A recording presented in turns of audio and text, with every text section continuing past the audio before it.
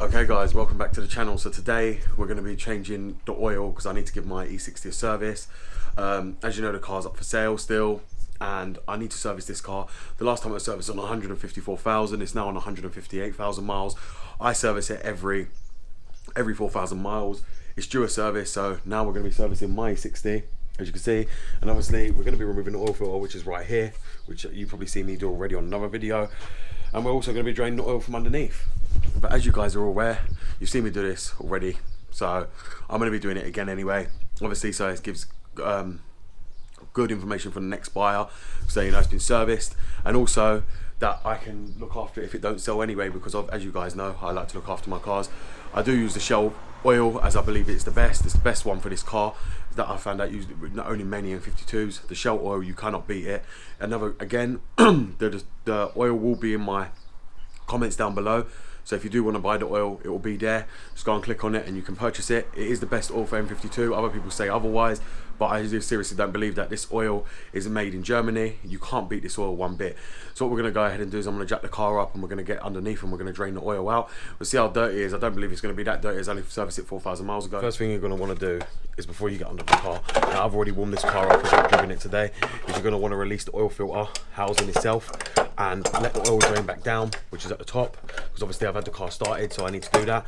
And then what we're going to do is we're going to move underneath the car and then drain the oil. Now you want to make sure you do this beforehand, because with the N52s it's critical that you let the oil drain back down. So what I'm going to do is I'm just going to remove that and then we'll be back after I get that off. So as you can see guys, I have already got it off now, so it's going to loosen because it wasn't tight anyway.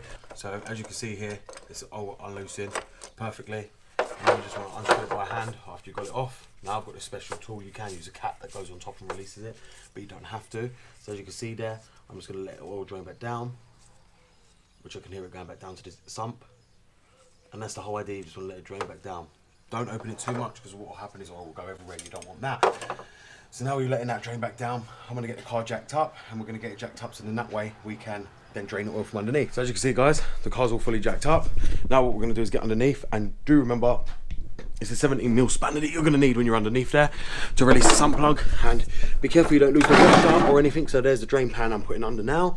I'm going to slide under with the camera and we're going to release that drain. So as you can see guys, I've just released it with the 17mm spanner, and obviously you need to be wary when you're underneath the car that you get the oil, because remember the oil comes out sideways here, so you need to make sure the pan is situated perfectly. It's not going to end up dripping out everywhere else. So as I'm releasing it, you need to want to catch the sump bottles, and the oil is going to be hot as I did start this car up, so I need to be careful of that as well. Oh, so there you go, and there's the oil draining. So what you need to do is, if you're going to be getting out your car, you need to be careful to manage your hand as well.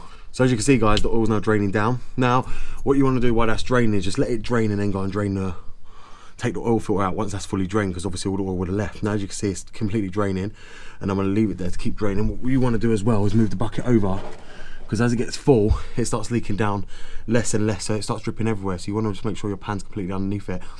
Now this pan's a special pan. What it does is, as you can see the nozzle on the end down there, that what it's for is so you can tip the oil back into the old containers, so you can recycle it. So you don't have to be dumping it anywhere else. You can just recycle it back into its old containers and leave it like that. I've had this pan for quite a while now and it's been great. And again, it'll be in my comments down below. I'll pin it there for you guys to see and obviously get it. Also, if you guys like the jack, let me know. I'll pin that as well. This is a lifetime warranty one. So as you can see guys, the oil's draining, and we'll be back after once the oil is finished draining, and then we'll change the oil filter. Now that's just finishing draining. As you'll see here, I can now take the oil cap off because there's no risk of oil coming out everywhere. Now we're going to just take the oil filter out, and as you can see, it's completely draining there because it's drained back down. So now I pulled that, it will just keep draining. Now I always tell you all the time on these, be careful with this part right here. A lot of garages, when they service your car, will throw this bit away. If they throw that bit away, you will have a lot of Vanos codes, because this controls the amount of oil going to the Vanos adjusters and the Vanos onwards itself. If that gets thrown away, you're going to be in big problems. Obviously, if you'll pay the garage to do it, the garage will end up being forced to pay for it by warranty anyway. But if they haven't, you'll be in a lot of hell. As you'll see here, the oil filter is not in bad condition, considering I changed it only 4,000 miles ago.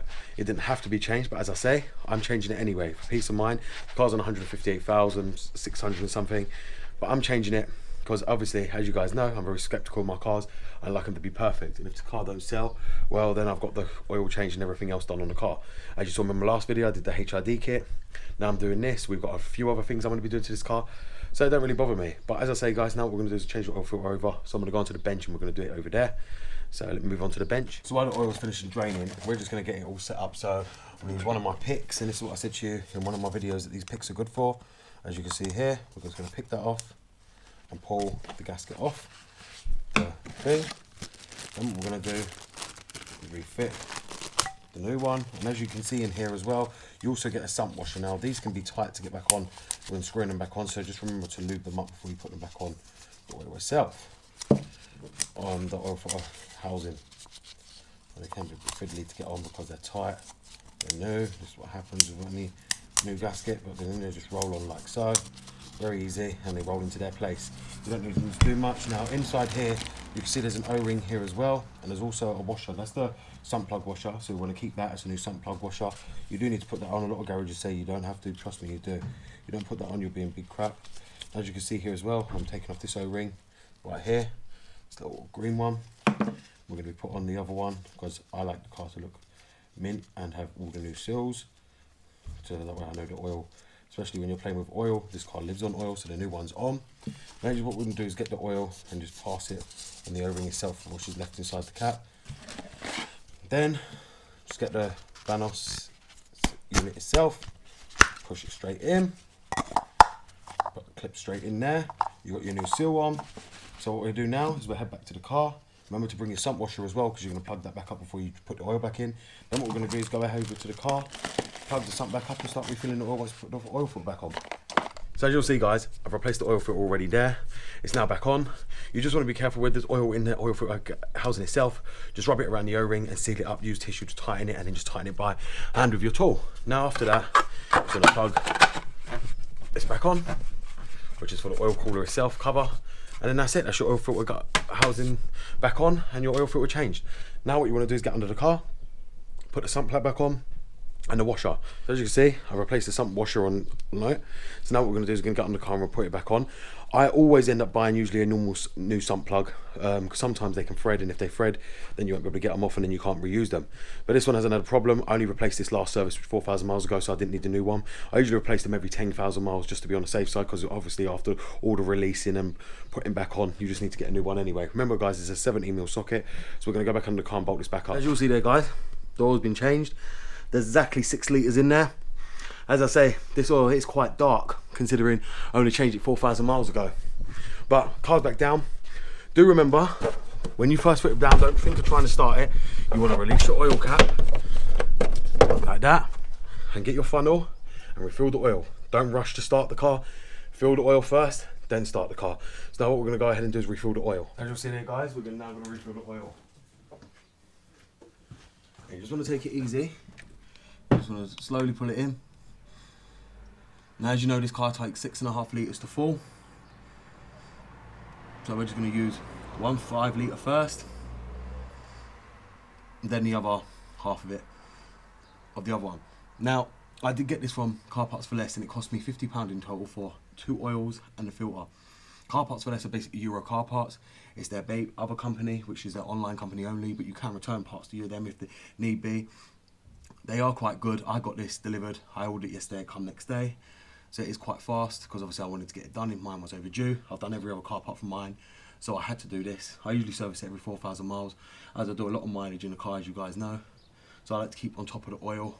Good for the solenoid, good for the service history, good for everything else. So as you'll see there, that's all done. Another reason I did this is because you get all them people who watch my video on the N54 thinking that I can only use a strainer. And as you guys now know, I don't need to use a strainer all the time. I'm not lazy to get underneath the car. Just, I chose to use that to show on the video so everyone could see, you know, a different way of servicing a car. But you know, that's just the way it goes. But as you'll see here, I've now got the other oil, and we've got to watch this one because we're not putting a whole lot in. This one needs to be just a litre and a half. Then what we'll do tomorrow, I'll check it, see if it needs any more. But I don't reckon it will. And I think that's bang on. What we got there? It's half a litre more, like 6.5. As you can see, this oil is very clean now. And like I said, the car does sell. The new owner has now just had a service for free, so doesn't even have to worry about it. Obviously, I marked the certain mileage up on the receipt that I got for the parts, so I know the mileage it was done at, like I do with all my cars. So obviously, I don't go to garages. As I say to everyone, don't expect garage receipts when you're buying my cars, because it just don't happen. They're not going to see no labour costs. So as you see there, that's the oil done. Don't believe we have to top up any more. So now what we're going to do is start the car up. As you see here, guys, engine's running perfect. I've let it get up to temperature. No problems whatsoever. Oil's been changed. I'm now happy. Whoever buys this car is now going to be happy now it's been serviced. And that's it, guys. Hope you enjoyed this video. This is BMW Dr. Dean here. If you have liked it, please give it a thumbs up. As I said to you, all the products I use will be in the pinned to the comments below. So if you do want to buy any of the oil filter, the sump, drain pan, any of it, it will be in the link below. Thank you for watching and goodbye.